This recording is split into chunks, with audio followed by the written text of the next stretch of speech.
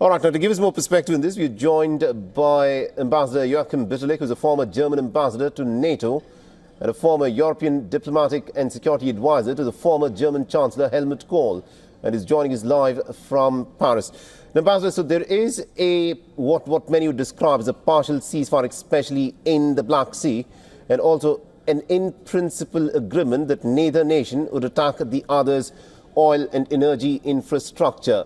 But the question, of course, is this. With the attacks that have been ongoing, can this, in principle, ceasefire hold?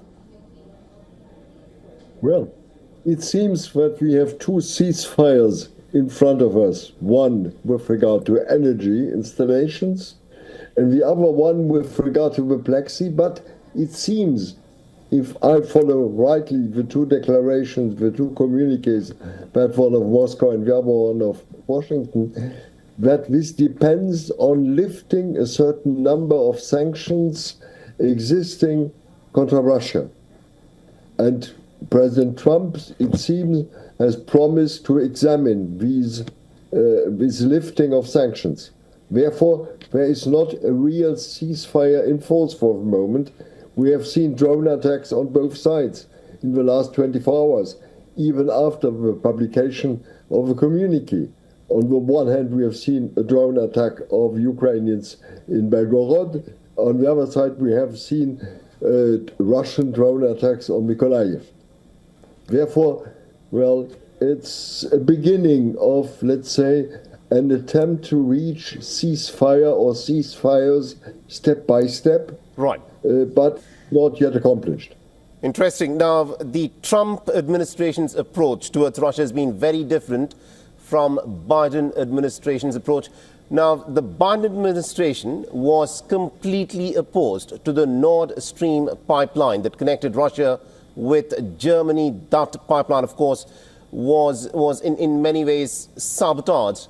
But are we getting indications that under the Trump administration that the Americans would be willing to re-establish the Nord Stream pipeline between the Russians and the Germans?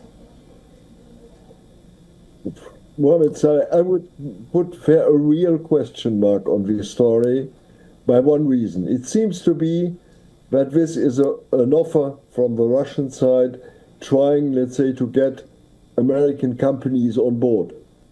Right. And it seems that even the Americans are examining it. On the other hand, reopen, or the attempt to reopen this gas pipeline would be, let's say, poison, a real poison on the whole attitude of the Germans. They have changed their policy in the last 3 years now with regard to gas imports. They are depending on others now. They are depending on Qatar, on the US and others. And it would be poison at the same time to the unity of the Europeans. Please imagine for 1 second, this pipeline has been bombed by, it seems, by Ukrainians, by Ukrainian unit. Now to reopen by the Russians, look at the German neighbors, look at Poland, what they think. I think this would be a real poison towards European unity with regard to any policy towards Russia and towards the conflict in Ukraine. And therefore, I take these news with a certain distance. Right. All right. Very interesting. Thank you very much, Ambassador Bitterlich, for joining us with that perspective then. As always, a pleasure, Mohammed. For all the latest news, download the WION app and subscribe to our YouTube channel.